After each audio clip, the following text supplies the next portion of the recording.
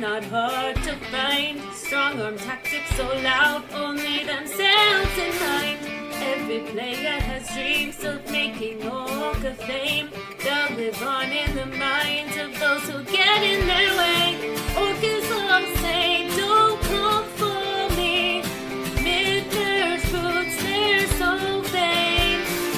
As we set up the podcast webcam, the pod is here to talk Orca game. Orca King CK with delusions of fame. In this LRG world, he's the apex predator. Danny and Jules in tow, always ready to go. Now it's time for the show. They're the apex predators.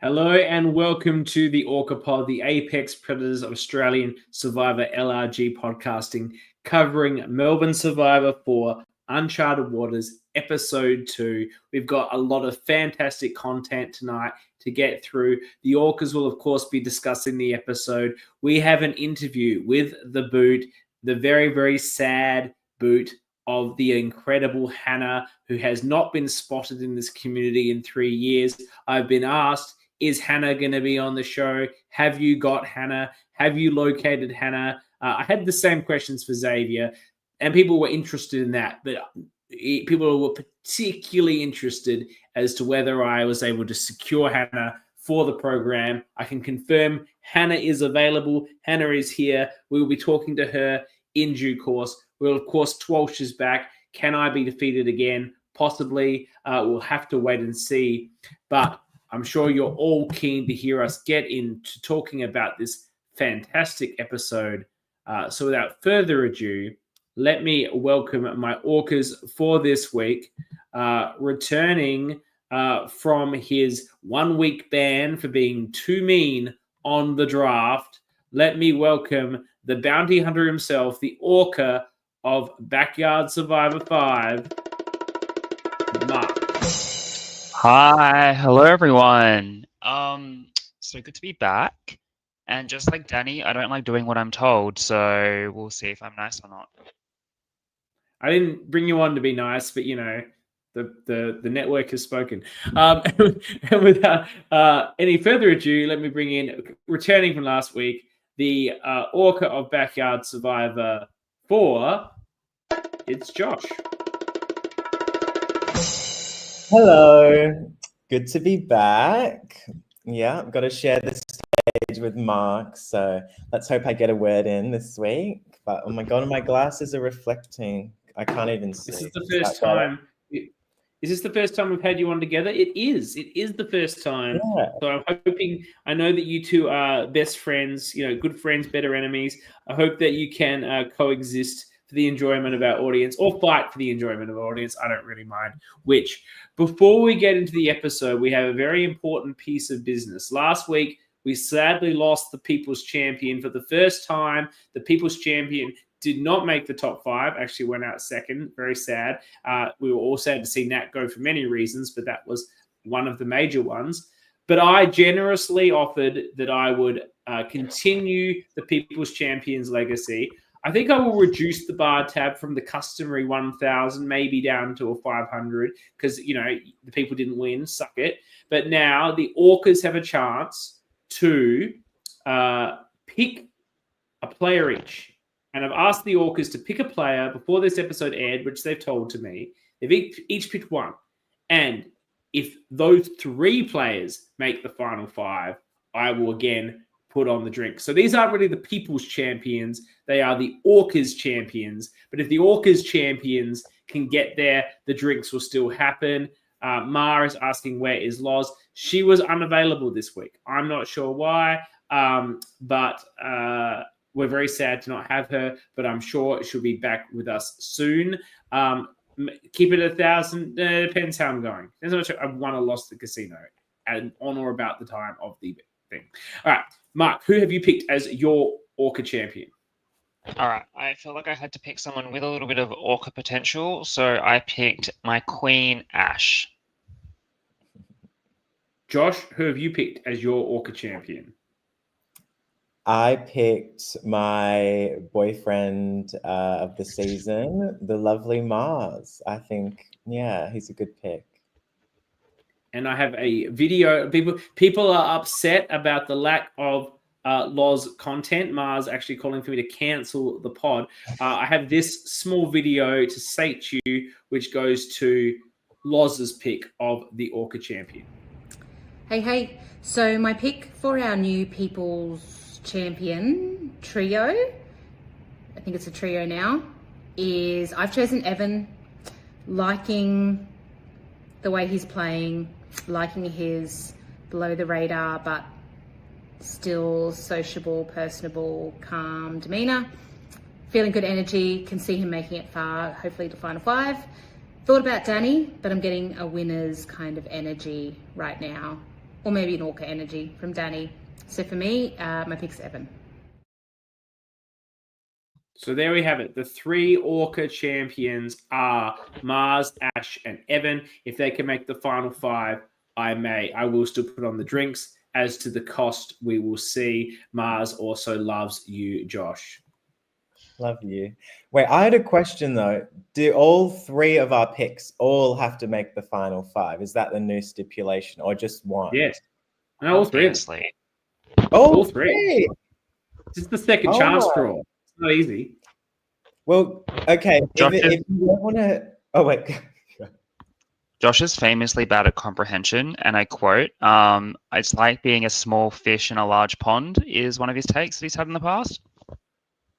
Never. You don't want to see the small fish in the large pond. That's the bad outcome. Yeah, that was him describing himself in year 12 school. So, like...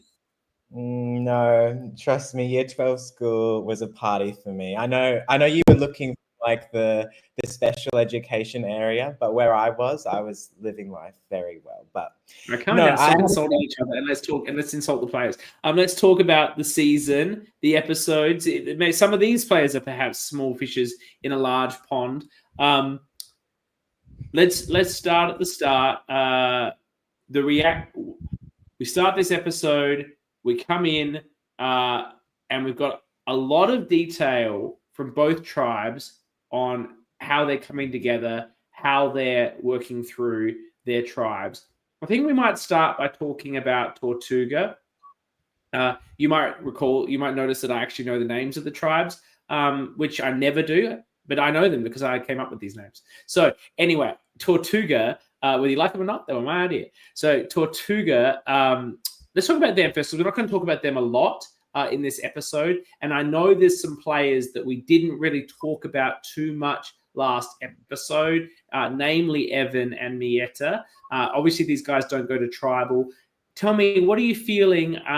Marc, we didn't have you last week. What are you feeling about the Tortuga dynamics and the players on that tribe? My brain just hears it as like tortoise tribe, so the little turtle tribe. I thought that there was some good Mars content post-Tribal Council. The foreshadowing and Ash blindside, that really scares the people now that she's one of the champions. But I thought Mars got a lot of really good confessional content this episode. I wasn't too sure on Evan's read on the game. Like, it was like, well, why didn't Danny send Nat the immunity idol? And it's like, well, obviously no one's going to rock the boat this early. So I didn't really like that comment there. But I think this tribe is really interesting because, like, I tried to do a little bit of like a player of the week kind of read, like who's really rising this week. And I think a lot of Tortuga is on the rise. Like Greg, Mars, and Mieta all got really strong content this episode. You've expressed to me offline, but here's your chance to talk to the people. He's probably here. He often is live. You're a fan of Greg? You didn't think you would be, but you are? Is that where we're at? I think I am, yeah. Like, he wasn't someone that stuck out to me pre-game, but I feel like he's doing all the right things to, like, be a few people's key player that they want to work with, and I think he's positioning himself quite well. Mm-hmm. How do you feel about Tortuga? From you, we obviously had your comments last week, but you were keen specifically, Josh, to talk about Mieta and Evan, who we didn't talk too much about last week. Yeah, I did want to make sure we commented kind of about everyone if we could. And yeah, Evan, We'll talk because my notes are like in oh, see, Mark, I'm not comprehending my words in like sequential order of the episode. So We'll go with back to Evan, I start have more of afterwards. a comment later on. But from episode 1, I think Evan was showing like some gameplay. I think he had that moment I wanted to talk about. I think it was Evan with Ash and KK, and he was like, "Oh, I like your vibe." Like, I think, yeah, social player. I think him and Adam kind of remind me of the same sort of archetype, but I feel like Adam is coming across like more nervous and unsure of himself, but Evan seems to be more excelling with the social dynamics. So maybe that's a tribal difference. But yeah, and Mieta, she just seems like a very solid character. And yeah, I think we'll obviously talk about her a bit more later on with Uncharted Waters. What do you think about Evan's plan? He's identified obvious flaws within his tribe. He's seen that Aaron's on the bottom. I don't think anyone is probably oblivious to that, other than perhaps Aaron might not be so aware. I think he has maybe some idea, but I don't think he's too clocked in on it. But he's seen the pairs. He's identified there's a KK and Ash pair. There's a Mars and Greg pair. Well, I'm just going to make a pair with Mieta. What do you guys think about that strategy? I think it's a correct read, but whether or not him and Mieta gel to make it a 2-2-2 like voting block, I don't know if he has the. I don't know if that is a pair that will naturally go together like the other two have kind of naturally clicked in. Yeah, I agree with that. I think because the other two of the pairings, Ash and KK and Greg and Mars, they were the 4, weren't they, that initially formed like that 4 alliance at the start of episode 1. So while Evan is correct that he needs to get Mieta into a pair, unless he like goes with the other two girls, I think Mieta and Evan will be left out. But he is correct. But maybe it's too little, too late. It's just kind of funny how like Mars and Greg are the boys, so they just kind of like gelled together, and then KK is like chill stoner vibes, and Ash is just kind of putting on this facade of being really chill and uncaring as well. But every time she gets a moment to herself, she's a chaos demon, and I'm like, I love that kind of energy, and I just don't see the same kind of like fun buddy cop romance happening with Evan and Mieta. Yeah, I can see what you mean. Like, we need to see if the personalities are going to mesh, but you can't make a relationship out of the fact that you're just the last two. Like, that might be a reason to think about commencing a relationship, but if you don't click, it's not going to work, is it? Like, I think that's a valuable mindset. Now, Danny's saying, I don't follow the episode order. That's because I don't take notes. I just come here and freebase this thing. Josh apparently has notes. You tell me how the episode started, and let's talk about it, Josh.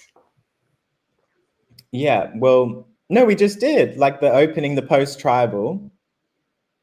I have fully detailed notes in sections of like camp time on each tribe, so I'm ready to go. All right, go for it, Mark. Tell us what do you want to talk about. We had Nassau's post-tribal chat as well, and this is where we got some really good Hannah content and some not as good Byron content.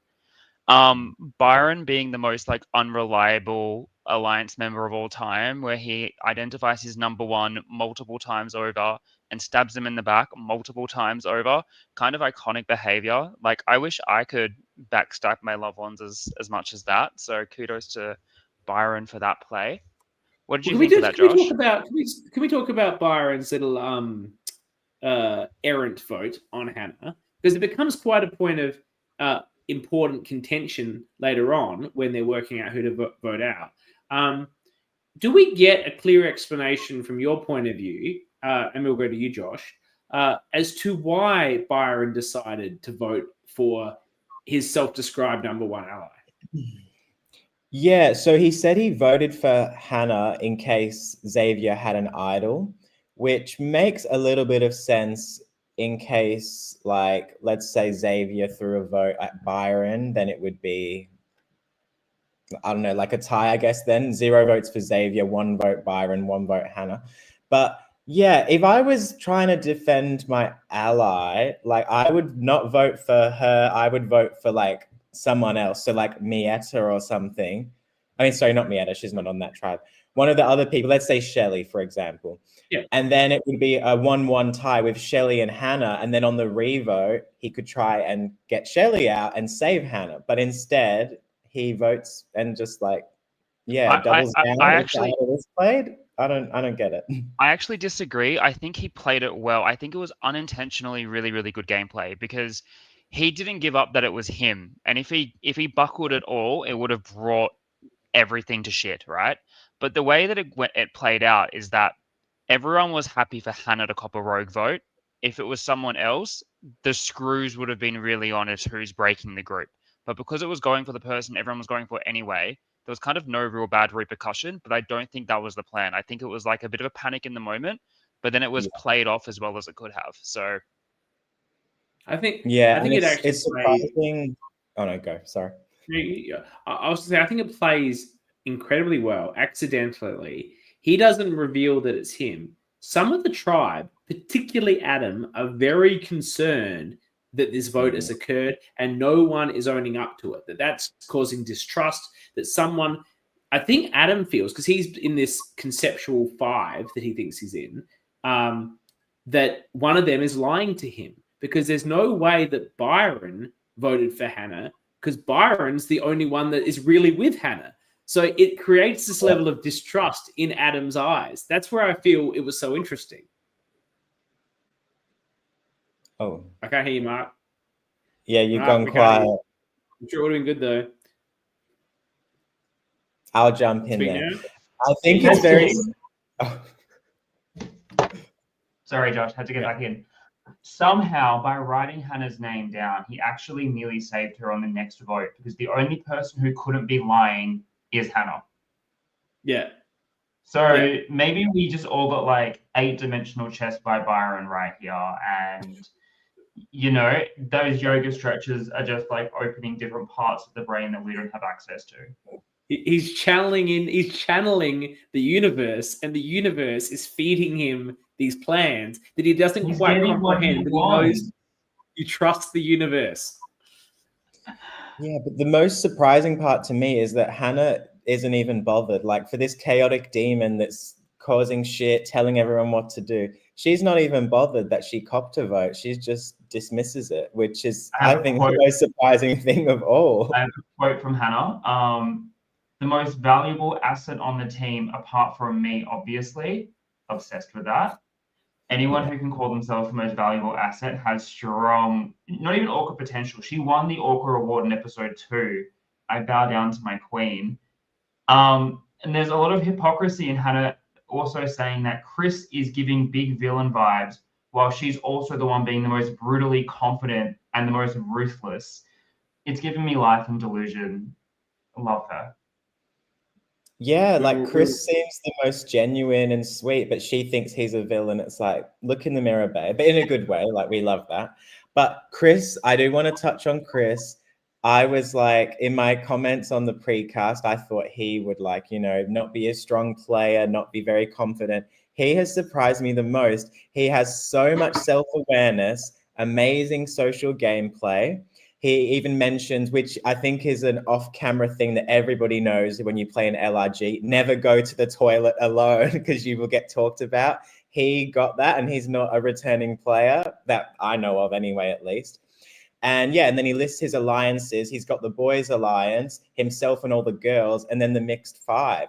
And then he has like Jules as a side bestie with an idol. He's literally the most insulated person in the whole game right now. Like, go Chris. I put that in my notes as well. I wrote, yes, Chris, risk that UTI. It's worth it. And whenever I'm playing these games, I only ever pay like, you know, when you're in challenge lineup and they're like, all right, survivor's ready. I dart off in those 2.5 seconds. And I'm like, well, you have to wait for me. And you also can't bitch about me right now. So yeah, Sure. I love that. I love that strategy. That's like next level gaming, Mark. And Chris is also very non-threatening. Everyone wants to work with him because he's a very non-threatening person. There's some great comments here about the Adam thing. You know, Ash said the distrust was real, and she must know. Danny said it was a serious thing, the distrust. And as Lucas says here, the only one not fazed by the rogue Hannah vote was Hannah, which is hilarious. Yeah.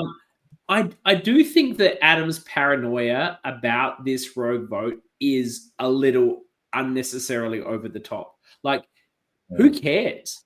Like, maybe someone in your 5-person alliance voted for Hannah, like, and they're not owning up to it. But so what? Like, what do you guys think about this? Like, would you care if someone in your alliance voted for someone that's not in the alliance, but like didn't tell you the full truth? Like, is this something to get bothered about? Josh? I would want to know. Like, I'd bring it up, obviously, just to get, you know, the gist of what happened. And then if no one owned up to it, I'd be like, well, it wasn't against one of our alliance. Who really cares? It could have been good if there was an idol or something else in play. Who cares? Move on. Get over it. But I think it's like starting a downward spiral for Adam. And we see that in the scramble at the end of the episode where he's just, seeing the paranoia and the insecurity. Like, you can just see it building up and he's like, oh. I think, like, you can't be a dog with a bone with these things. Like, there's not that much time in these games to get all that information. And, like, maybe this is a fault on my part, but, like, if it was happening 2, 3, 4 votes in where things are fine, I'd be like, you cannot miss a vote. But, like, round 1, I'm okay with it. But if it keeps happening, that's when I'd be really looking at what people are saying, what people are doing. Yeah. It's also why we talk about all these people. I found a fantastic moment, and I don't know if that was the vibe, but the way it was done on camera was amazing, where Byron was doing his yoga and explaining all the moves, and the look in Adam's and Chris's face is that they're not impressed. I don't think that's how they actually were, but they look quite like, what the fuck are you doing? Which I thought was a funny moment. Yeah. You guys, I would have been the same. You have to put up with that stuff. Like, you can't like tell people to stop, but it's also like, please stop. Yeah, it's annoying. What else? Do you guys have anything to comment about the Pink Tribe? We'll obviously talk about them more later, but do you have anything now? Not yet. No. Where are we going? We had like a bit of pre-challenge back at Tortuga. There's like a lot of little segments this episode. It was like camp, and then like challenge, then Uncharted, then you know what I mean? Like, there was a lot of like mini segments going on. But Mars got some more good content before the challenge where like he really just talked about like every conversation he was having was purposeful. Like, he wasn't just talking to people because they happened to be next to him. He was positioning himself with people to get information out of them. And I think we're getting like really, really, really good edit on Mars for that. Massively good edit on Mars. Like, he's definitely seeming like definitely not an orca, but like the narrator of the season, like the steady, like consistency character, and probably like a big threat to win, I hope. But yeah, at that little blue section, that was where we saw Evan saying he wants to form the pair with Mieta, which we already touched on. But yeah, good awareness to him. And then everybody was basically just bitching about Aaron. And Aaron wants to target Greg, which is his only option. So, I mean, yeah, what else is going to happen? What else is he going to say? Well, if Tortuga were to go to the next tribal council, do you think that Aaron is dust, or do you think that he has the potential to game something up and maybe make a move with somebody else? I don't think he has the momentum to make a move. It would need to be someone else's like historic downfall. Yeah. Or someone wanting to make a move. But someone just wanting to make it. I think it would be someone making a move almost for the sake of making a move, because they're bored, because they're on Survivor, and you know they didn't come here just to sit around. These players aren't the ones to do that. Like, the person in the position to do that is Evan, but he's made very clear he wants to play for second place, like as in be the number 2 threat the whole way through. So he's not going to be making these moves right now, and he's the one positioned to shake things up. So on your notes, do we go to the challenge next? Yeah. Now, I will give a lot of compliments as this season goes on to Brady and to Max, who made incredible challenges. Mark, I'd love to get your view on the little contraption they made up for episode 1 with the ropes and pulleys. We're not here to talk about challenges, but that was an impressive contraption, wouldn't you say? Yeah, I thought the go-kart was like very extra. So good woodwork there. I'm taking you back to the first episode, which you weren't here for. That was amazing. This, at the time, I was like, what the fuck is this, guys? And I'm still like, what the fuck is this, guys? This is like one of the worst challenges I've ever seen. And I have no idea. I was there. I have no idea what the actual task was. And were there 2 puzzles? Like, I was really fucking hungover when I watched this episode, and I made all my notes during the challenge. I'm sorry, I really didn't care for it. Yeah, I didn't understand the challenge because it seemed like the go-kart thing, they were picking up puzzle pieces, and then there were still pieces to be picked up, but then neither of them finished like the whole track, and then the puzzle was already done. I missed. I think there were 2 puzzles. I think Hannah and Christelle were also doing puzzles.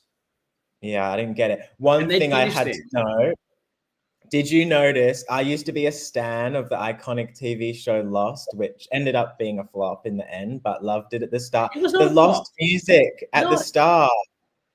No, it was iconic. But there was like an iconic Lost theme, and I was like, oh my God, like when they were just walking into the challenge. So whoever did the scoring of the soundtrack, I caught that. Josh would rather look up like fringe OSTs from TV shows than watch a Survivor challenge. Like that's just tea.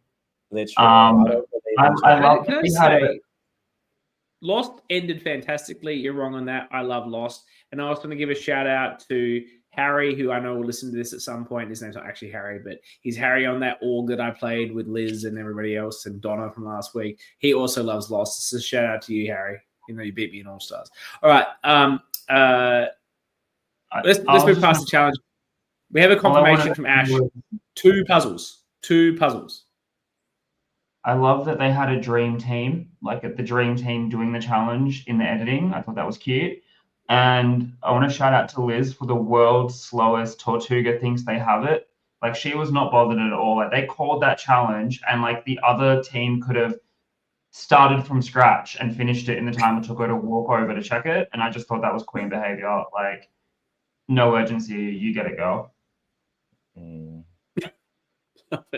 Okay, so challenge, whatever, it wasn't the best. We move into Uncharted Waters, but I want to ask you guys about, obviously last week in the first episode, there were 2 trips to Uncharted Waters and it was a 4-4 split.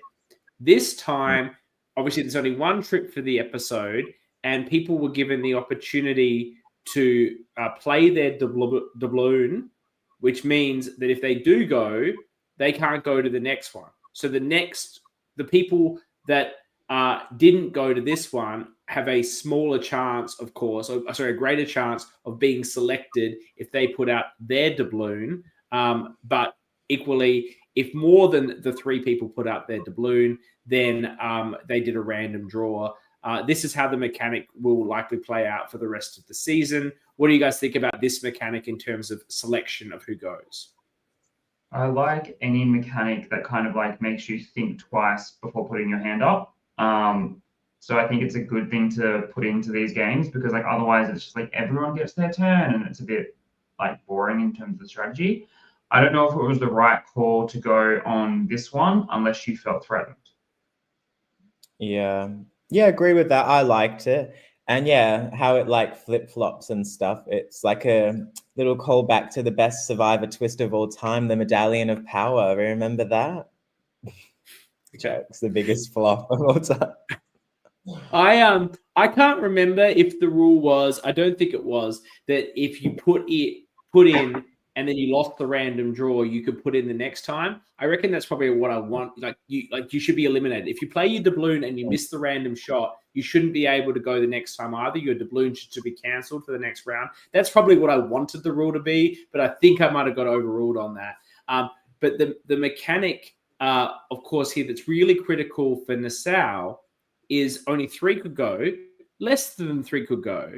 3 chose to go, but that left 4 people back at the camp, which is conceivably quite a significant risk in a 4-3 vote. Did you guys think that you mentioned, I think Mark just then, that maybe going this time wasn't the right call. Was that part of the reason you were thinking that? Josh or me? Me? Yeah, Mate, you. absolutely. Like, you don't want to be in a 4-3 mix. And Jules has also been copping a bit of heat. I'm not sure if she's aware of it. So I probably would have just sat back knowing that, like, there are other targets that you can push forward and you'll get an opportunity later as long as you keep, like, the aim isn't to, like, at this point in the game, you don't see yourself being out in the next 1 or 2 rounds. You see yourself making it to merge. So playing with that in mind, just know you will have that opportunity and you don't need to put yourself at a disadvantage just to kind of gun for it in the moment. But it comes down to, like, how quick these games are and how quick the decision making is. Like, you don't get time to process the information and make that long game plan. You kind of are playing reactively and shooting from the hip. So I can see why they did it. And on that topic, it showed because back at camp, Jules's name came up, and that almost seemed like it was locked in. And then, it was Jules or Hannah. And then while Jules and Hannah and Danny were at Uncharted Waters, then they're discussing Adam, and they're like, set, yep, it's Adam, locked in, it's Adam. They get back and nobody's on board with that. And then it immediately becomes Hannah or Jules. So that illustrates why it maybe was bad to go. This was quite a hectic strat chat between the Nassaus. I think it was, I think, quite unclear what the move was going to be for quite some time. And we will talk to that. I'd love to get your input. But let's just close out the Uncharted Waters. Obviously, we see Mieta find the re-hidden Tortuga idol. I think it's quite funny how she's quite frustrated with herself that she searched everywhere yesterday and couldn't find it. Probably searched under the same rock that she just picked up to find it because, of course, Danny had taken it. Oh, it's the cats. Very nice. Very cute, Josh. Thank you. You're distracting us with your cats. You are the Jules replacement with her cat always going everywhere. She finds the idol. What do you think about a player like Mieta finding the idol? She seemed quite excited, as anyone would be, but with a knowledge of what this could mean for her. Mark. Yeah. Oh, Mark. I feel like I've been talking first so much. I'm trying to share the attention. Josh, what do you think of the idol? The idol. I think it's good because I think, in that tribe, there is that stronger alliance of 4. So if Mieta does team up with Evan after Aaron is voted out, she might need that idol. And that could get one of the 4 out. It could get KK out, Ash, Mars, or Greg. So I do think it's very good for her game. And I think she has been getting a more quiet edit out of a lot of the players. So this could, get her thinking more strategically so she can say more in the confessionals that might give her that extra screen time. Greg's here with the... I'm to be honest, I kind of zoned out and wasn't listening when you were talking. Without getting the idea, I hope she doesn't tell anyone, because at the point in the game and where she's positioned in the tribe, this is like really valuable going into a swap for her, and it loses that power in a swap. So I'm hoping she can hold it and then use that to leapfrog any potential shenanigans to merge. Do you guys feel like there will be a swap? There isn't always in these LRGs, though I think they're better when they are one.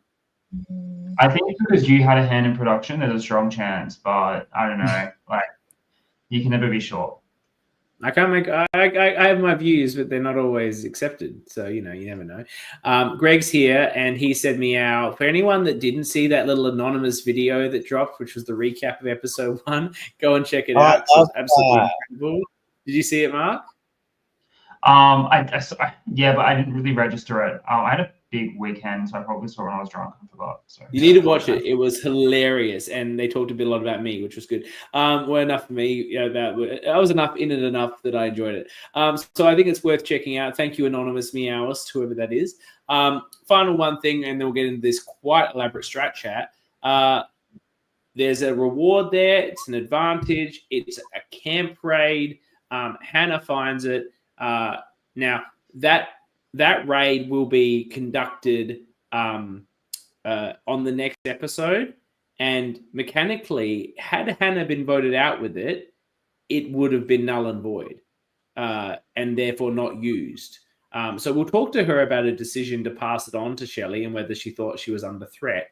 But what do you guys feel about that sort of advantage? Is it fun? Is it pointless? What do you think? I think it had a point because Xavier stole the flint. Like, I think if Xavier didn't steal the flint, it would have been underwhelming. But like, it now has like a stake to it, right? Like, I've heard how Melbourne Survivor is a little bit less 5-star, like Backyard is. So Fire and Rice is valued much more. But I think if Xavier hadn't done that, it would have felt a little bit like, But again, like, I haven't got the experience in the gulag that is Melbourne Survivor to really appreciate my camp. The tarps are also really valuable, but it also becomes a little bit like if the game went for 4 or 5 days, then it would be really valuable because you might be leaving them to sleep in the night in the rain. But by the time you get to the second night, it's generally the merge, so you're going to be sharing the stuff anyway. But the fire comment. I loved Hannah's comment about the tarp being like, we can take their tarp and they can sleep out. And I'm like, girl, that is so many rounds from now that has meaning. Like, you're really missing the point. Yeah. Okay, so let's go down to this incredible strat chat. I want to ask you guys, before we get into all the mechanics, when it ended, Josh, did you think Hannah was going, or do you think there was the potential of another vote out? Yeah, I honestly, I didn't know. I was very like 50-50, but I think when Danny came into the mix, you saw that she was really on the side of defending Jules. So then I was more confident that Jules would not go home, which made me happy because love her. But yeah, I do think that it seemed to be very up in the air. And I think Danny definitely like confirmed and got everybody on board to vote Hannah. And I think Danny was definitely like the power player and like the kingpin of this whole scrambling section. I loved it. She didn't need to be at camp to get what she wanted. So yeah, Danny was an absolute queen in the scramble. I was fairly confident it was Hannah, and I felt like it was signed, sealed, delivered when she gave up the advantage, because it's like that was the one thing you had kind of going for you, and you gave it away. So I thought that was pretty damning when that was revealed at Tribal Council. What I think was really fascinating about this group, and I think I agree with you both, Danny really was the dominant factor in the decision, in that but when she wasn't there, and also when Hannah wasn't there, perhaps two of the louder voices in the tribe, Hannah being actually expressly vocal to everyone, and Danny maybe being a bit more subtle, but clearly with a lot of influence over everyone in the group. When they weren't there, and perhaps the people who were playing more of a middle game, your Byron, your Adam, your Shelley, your Chris, and they had to come to a decision, they had such wildly different ideas on who they should vote out. And, Adam is a little bit in the middle, Shelley's in the middle, Byron's, I'm not going to vote out Hannah. I won't write her name down again. And we have Chris saying, oh, well, I'm not going to vote for Jules.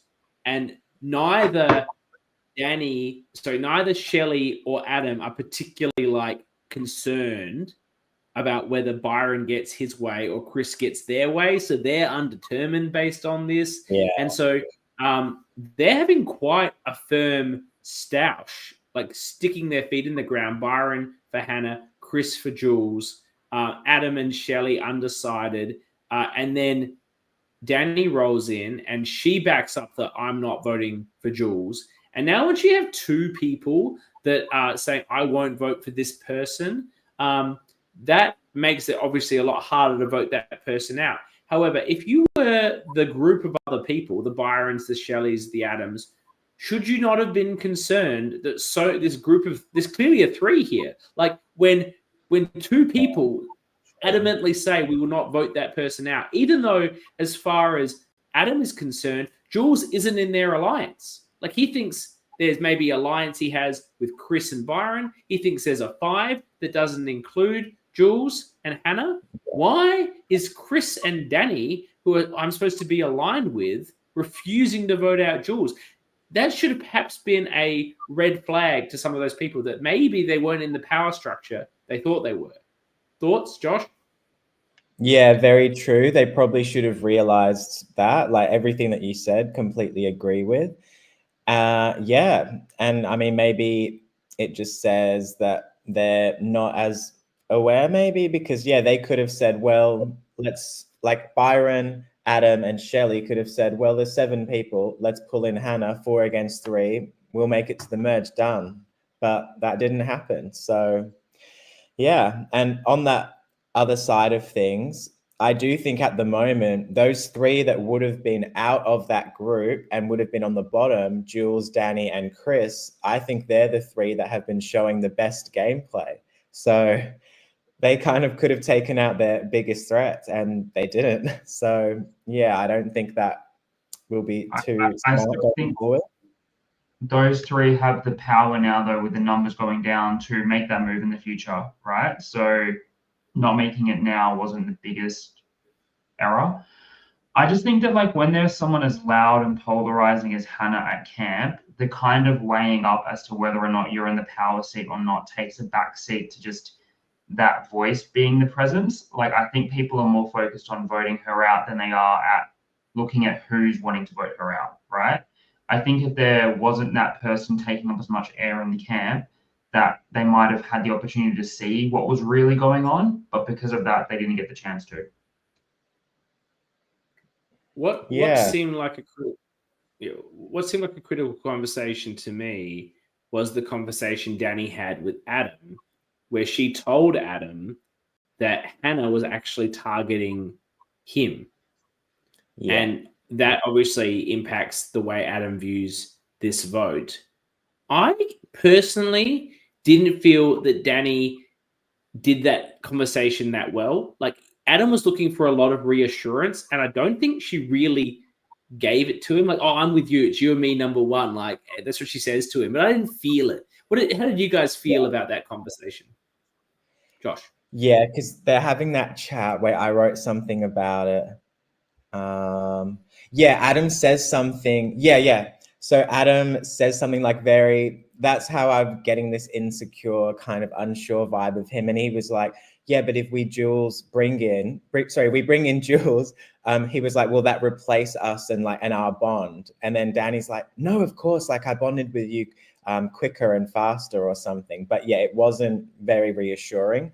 And I think, Adam should have maybe clocked onto that, but I don't think he did. But like, it's so hard to just not vote for someone when you find out someone's coming for you. And Danny has just spent the last hour at Uncharted waters with him, where his name was truthfully coming up. It's kind of hard to then turn around and grab that person and actually start working with them when you know they spent an hour bitching about you, especially when it's Hannah bitching about you. Like you are not convincing that girl of anything. If your name's on her mouth, you're not changing it. True. Yeah. I think it would have been.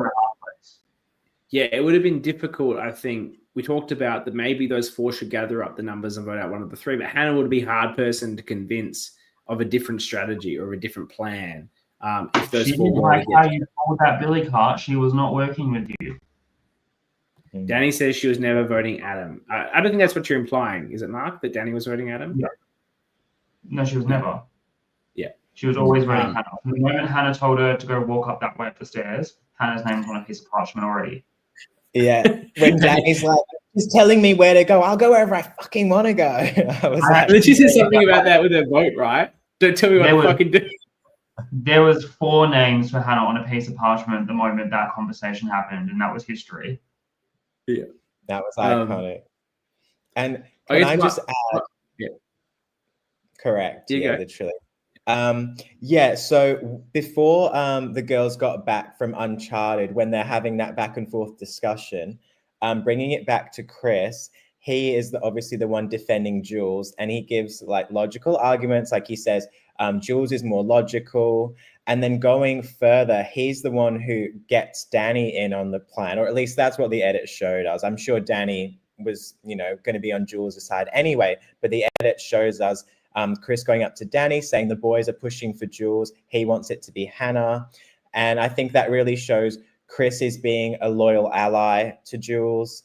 And he even mentions at one point, you know, if it is Jules, then, you know, we'll just play the idol. So yeah, I'm loving their like super tight 2 bond. I think Chris and Jules are probably, like, the pink does seem a bit more in flux with tight bonds, but I think they're definitely seen as the only duo maybe on that tribe. Whereas on the blue tribe, it's like there's 3 different pairs of 2. Moving to the tribal council, Danny wanted to clarify what her actual voting confessional quote was. I really don't like being told what to do. It was a great little callback to her confessional, which is always enjoyable. Was there anything else at tribal that you feel like you'd want to discuss before we bring in the infamous Hannah to speak to her about her game?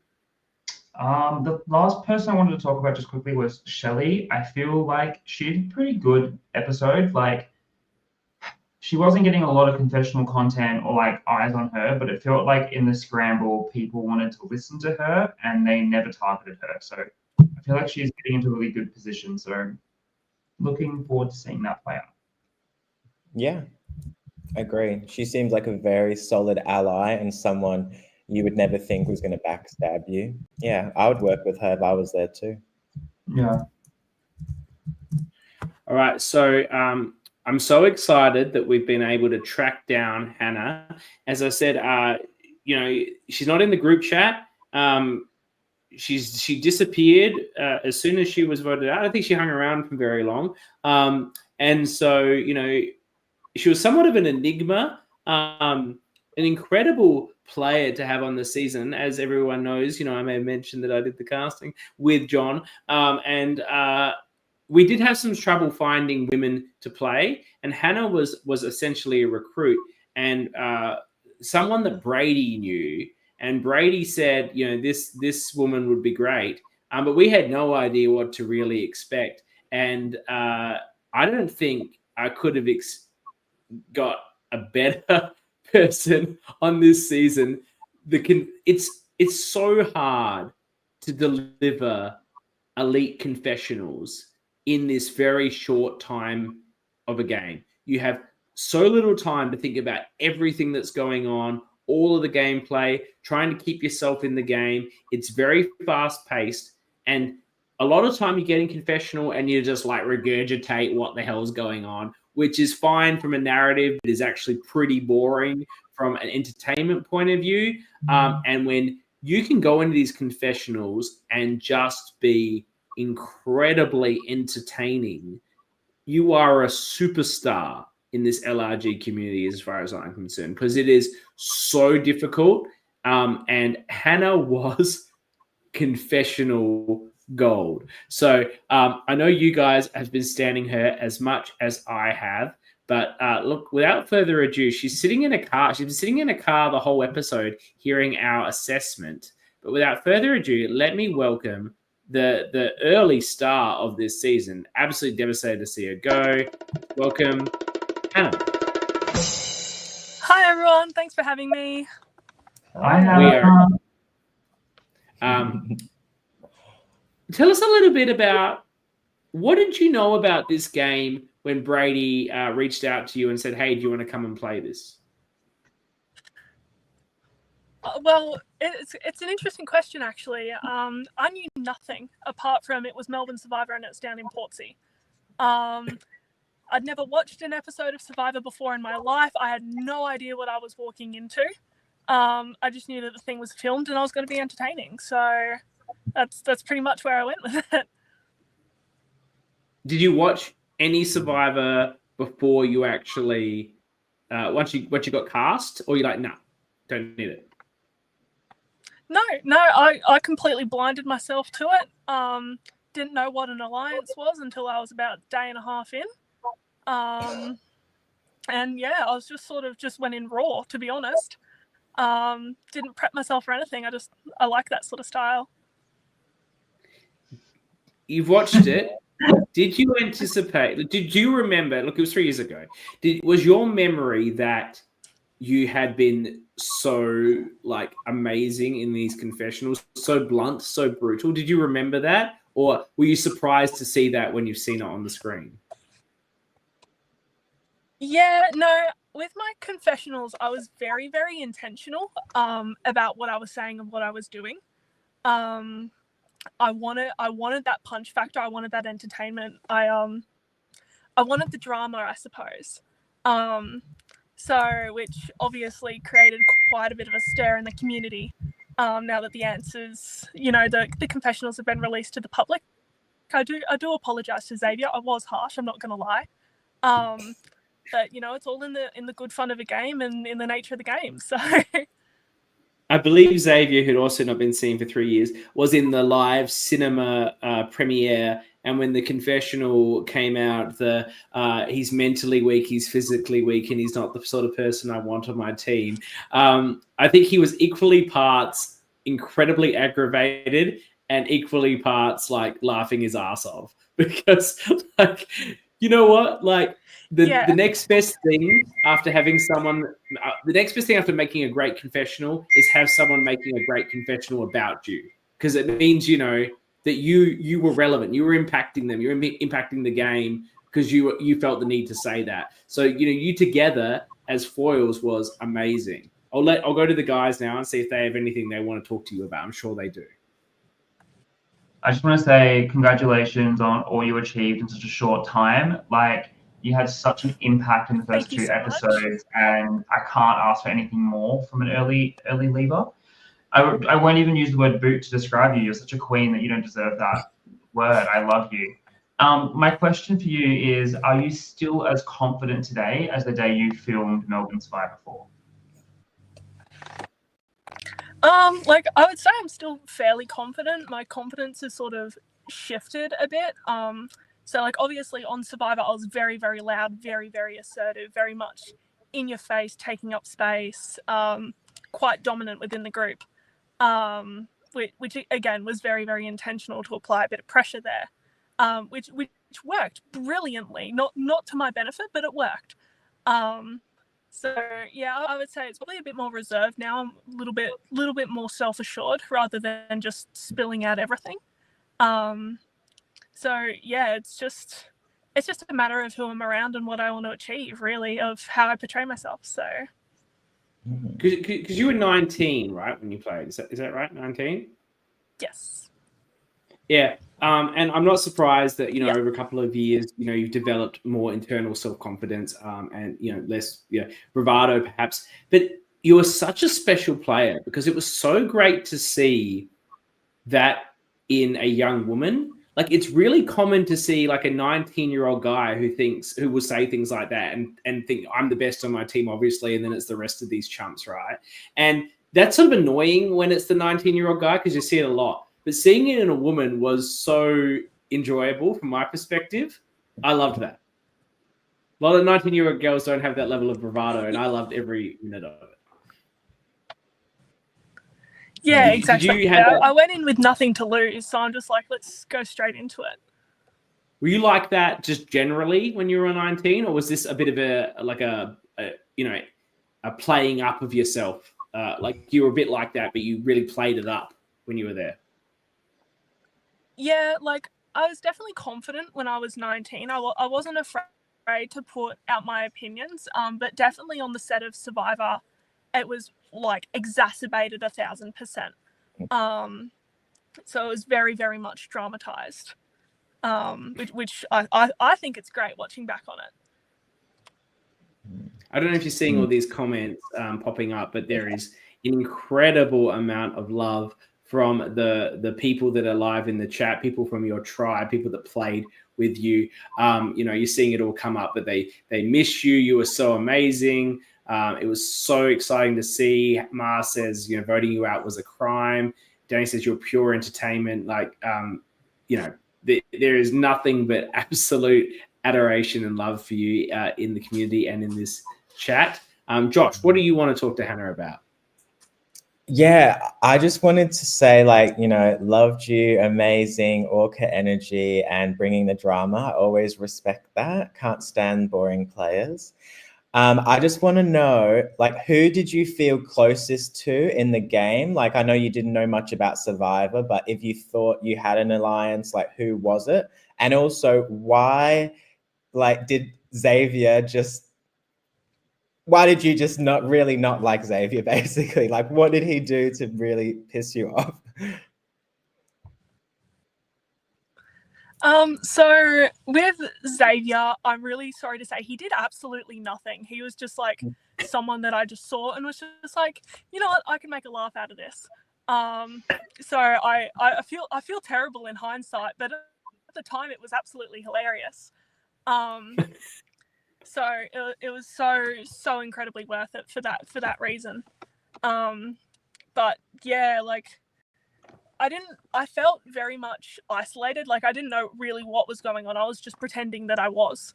So I didn't really feel any alliances. Like I felt Byron had support, quote unquote, but he was just agreeing with everything that I was saying, which sort of was a massive red flag in my book. So yeah, I was just sort of floating around in the middle there for a lot of it and just, you know, putting myself up on top one way or another. So yeah. Love it. And bring up Brady's question, CK. I want to know that too.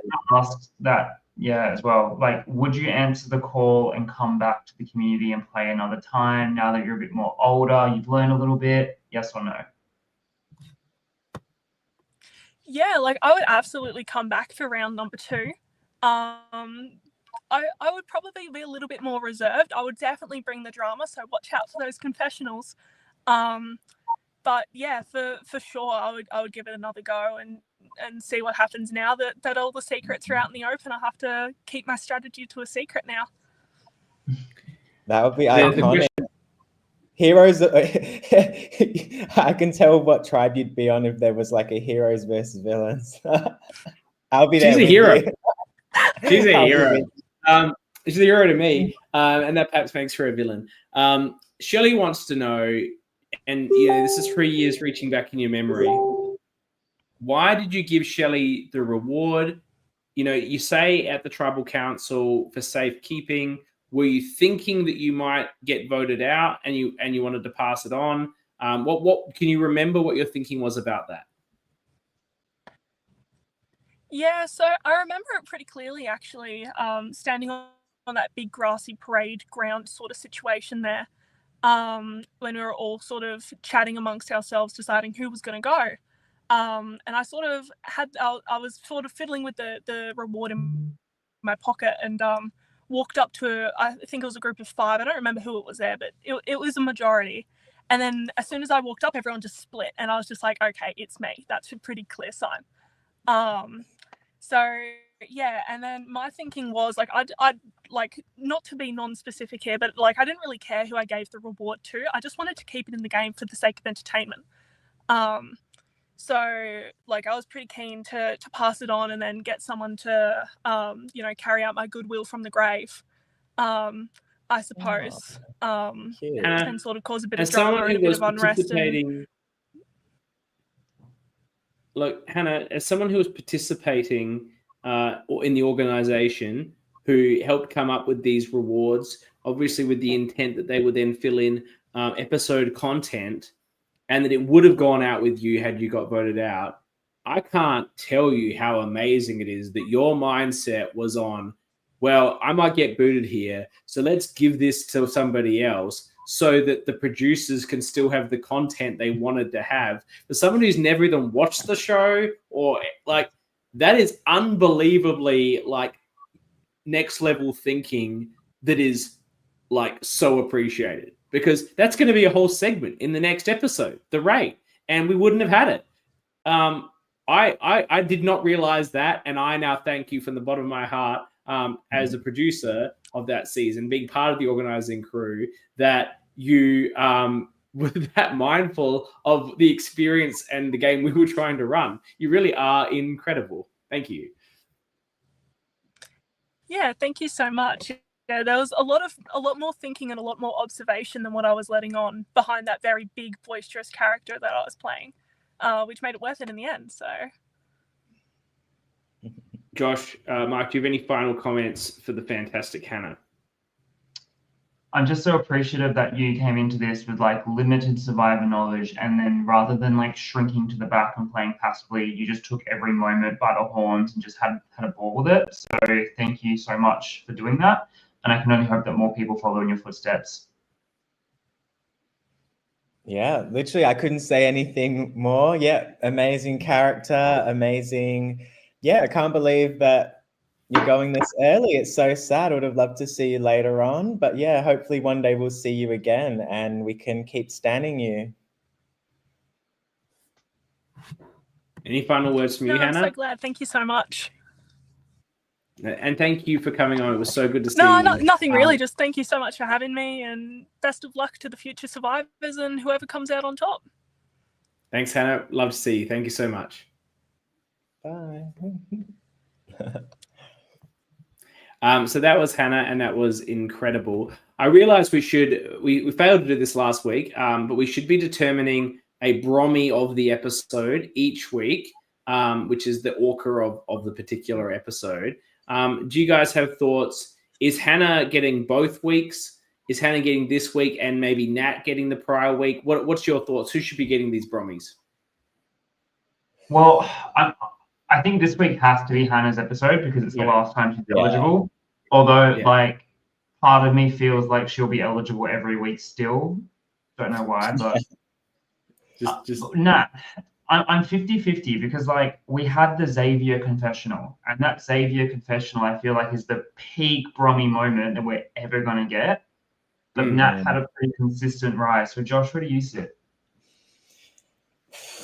Yeah. Oh, I'm the same boat as you. Like, Nat, yeah, like Hannah was, definitely, like, yeah, orca. All right, let's bring it back to the principles. Let's bring it back to the principles, right? You have to rub someone the wrong way by the end of the first episode. Strong arm tactics. Nat. Propensity. They both did. No, but like Nat rubbed 2 tribes the wrong way. So I feel like that point has to go to Nat. All right. So next category, CK. Propensity for narcissism. I think Hannah's more narcissistic. She loved herself, and she like, I know this is episode 2. She knew she was the most valuable player in episode 1. So that's propensity for narcissism. Hannah's point. And then it's loud and proud. I think that's actually more Nat, because while Hannah was loud and proud in the confessionals around tribe, she was loud, but she wasn't. I think she did that more in this episode where she was ordering Danny around. So I think we can be comfortable with a Nat and then a Hannah. Are you guys okay with that? Yeah, I'm fine. We all, because of diplomatic people. Yeah.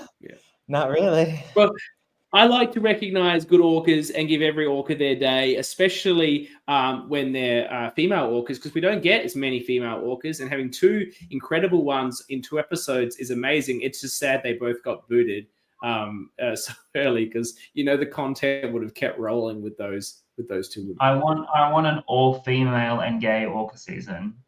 You can with secret. With me. I'm an honorary one of those. All right, so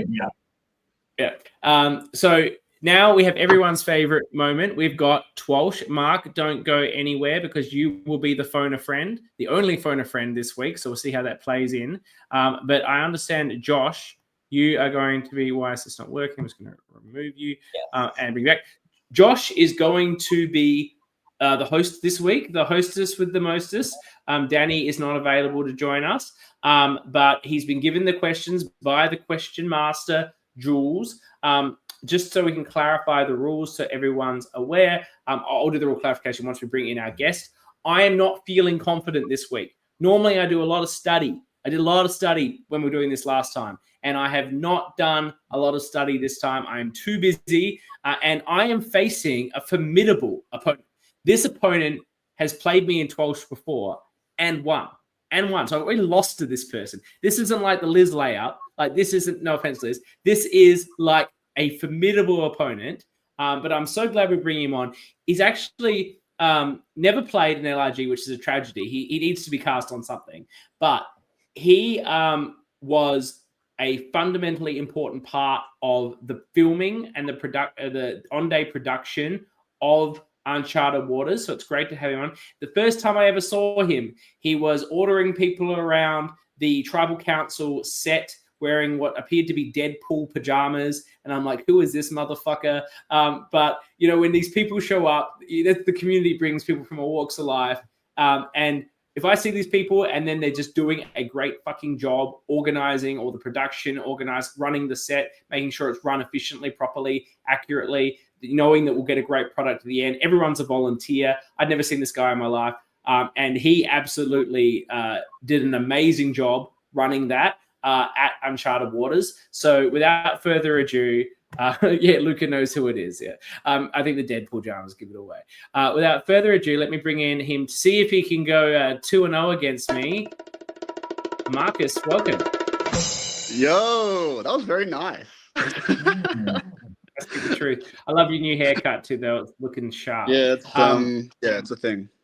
Yeah, it's I like cute. So, just to explain the rules, they're slightly different this year from people that have watched before last season, also when we played you. There are still 6 seasons to pick from, but those 6 seasons are locked in. It's Melbourne 2, Melbourne 3, the Melbourne Mystery Box, which can have anything from Melbourne's 1 through 3.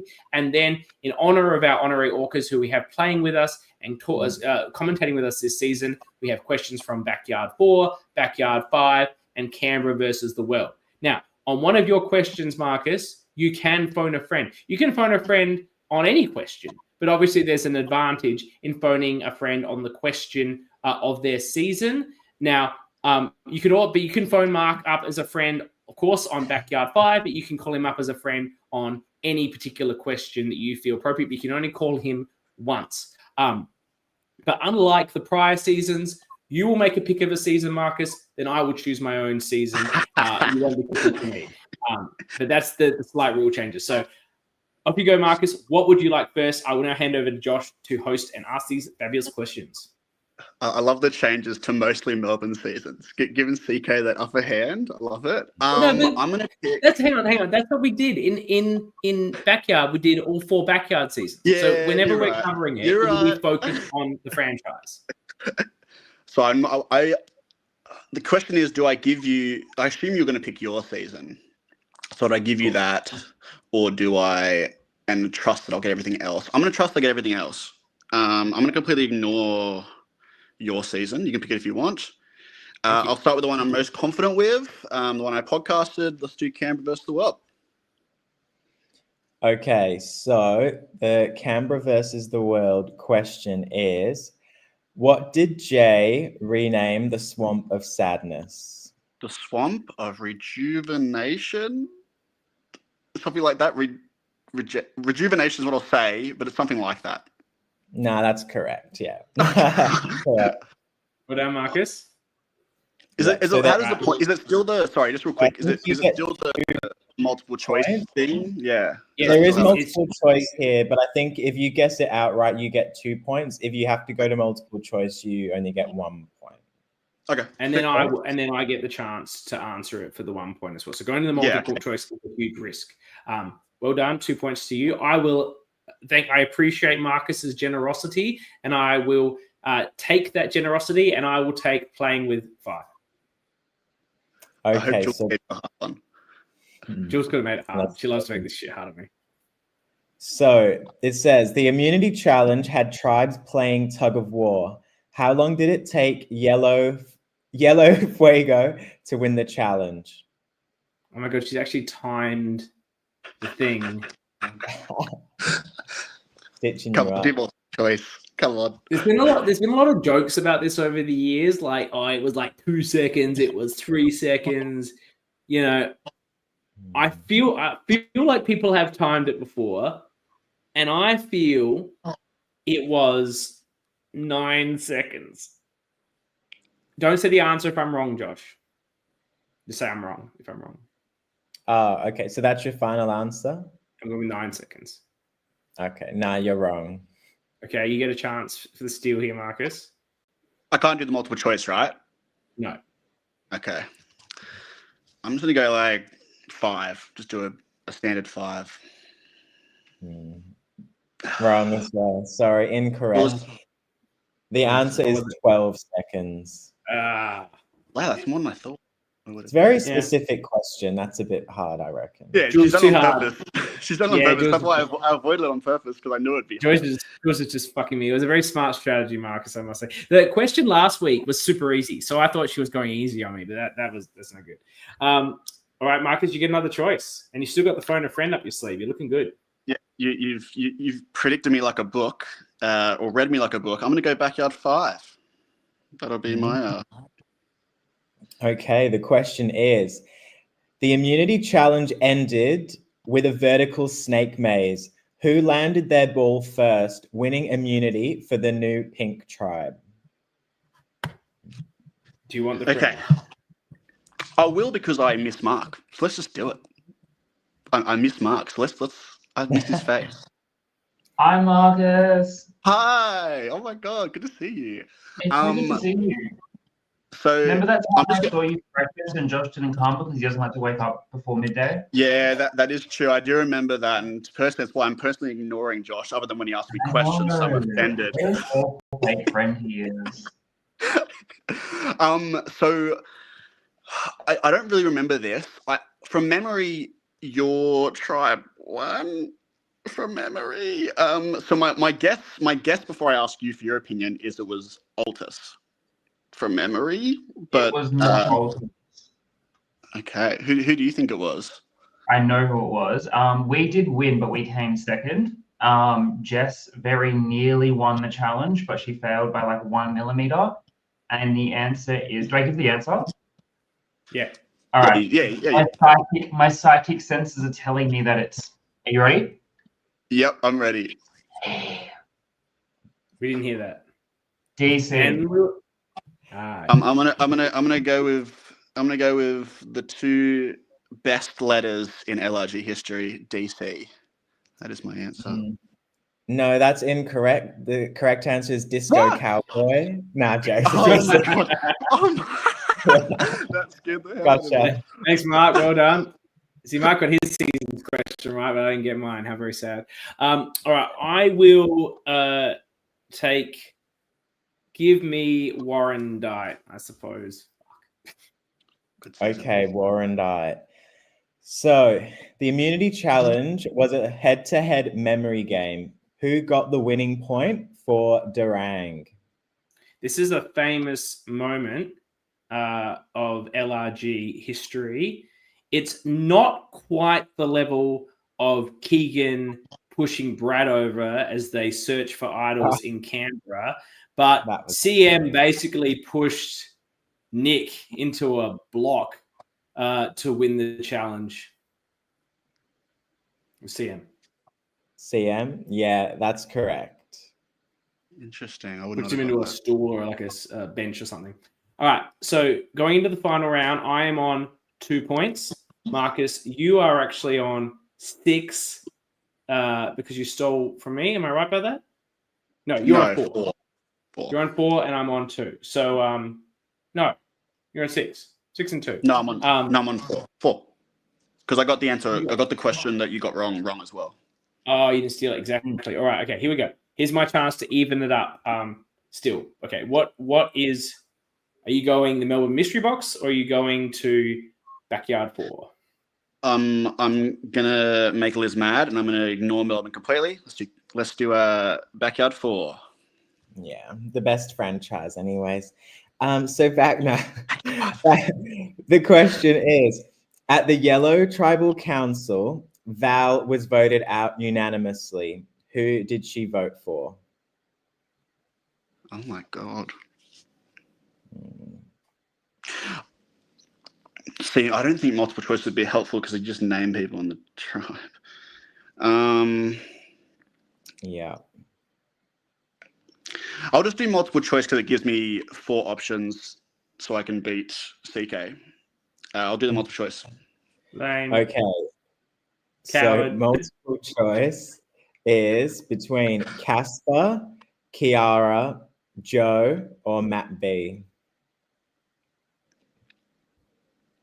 And that's basically the whole tribe. So the multiple choice is I'll go. The only person not there is Salvador. Yeah. It wasn't Salvador.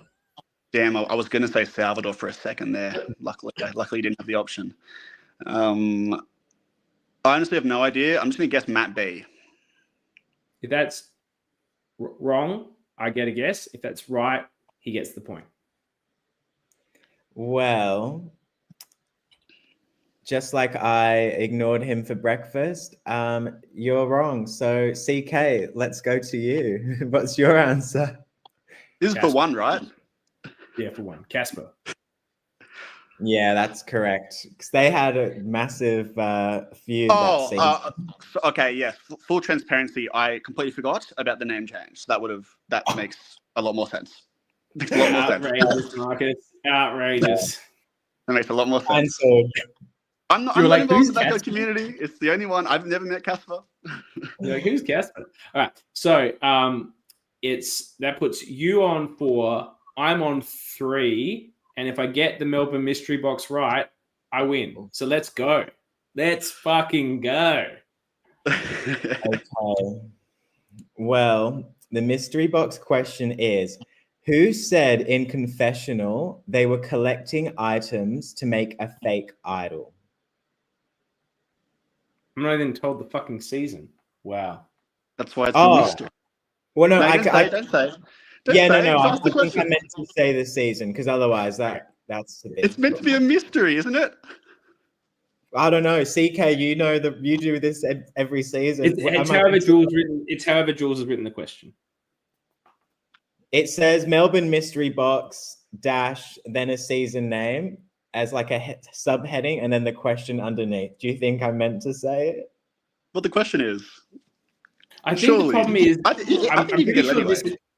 I actually think this is said in multiple seasons, so I probably do need the one because I can think of someone that said it in Warrender. I can think of someone who said it in Playing with Fire. I think of someone who said it even potentially in the first season. So I probably need to know which season. Wow. Yeah, okay, so it's Warrender. So what did they say? I'm collecting things. They're collecting items to make a fake idol. This is where my initial thought went to. This fake idol was ultimately not played, but then I think there was a suggestion that they tried to say that somebody else had been making a fake idol and throw some shade. This didn't really work out to their favor. I could be so wrong on this, but this is my memory that it was the slide puzzle queen herself, Tara, that said this in Warrender. That is correct. Queen Tara. 1-1, Marcus. I'll see you next season for the showdown. Thank you for coming on. Well hosted, Josh. Great quiz. That's one of our best 12 showdowns we've had. That was excellent. We might, just while Marcus is here, when we have some off time, when there's not a season, we might get some Marcus on for some programs because he and I sometimes have very well-mannered and well-structured debates online in messaging about, our views on LRGs, how they should be organized, how they should be run, what they should be about, what they should prioritize. Both arguments are valid. They're just two different sorts of views. And Marcus said one day we should do this like on the podcast, and I agree wholeheartedly. So one day we'll have Marcus on and break, and we can do some great debates about LRGs. But until then, I look forward to seeing you. I just need to make one little tweak before you leave. Just 1 second, and now it's fixed. There we go. You see your tag name? It's now set to 1-1 against CK. The stats have been updated. Thanks, Marcus. You were great. There you guys. Yeah. Bye. Well, I'm fresh off. I'm 2-0 on TWIOLSH this season. I'm loving it. Absolutely loving it. Thanks, Josh. Thanks, Marc, for being here. Obviously, everyone, tune in this Sunday night for episode 3. Let me get your calls. Who is going next? Josh, who's going? Aaron, most likely. Marc? Aaron or Adam? It's one of the A's. Yeah. I like it. All right. Thank you for everyone who's joined us live in the comments. For those that are watching us on Facebook or on YouTube in the real time, please get on there and like and subscribe. There it is. We love knowing that we're ORCAs. We want to know that you like us and that you subscribe to us and that you love us. It makes us feel good. Send us those endorphins. Please do that. For those that are here live, we love having you live. We love the live commentary. We love the live participation. For those that listen on the podcast or the YouTube recording thereafter, we love you too. Like a little bit less, but we still love you. So thank you for listening. We will be back next week with the coverage of episode 3. And until then, we shall dance.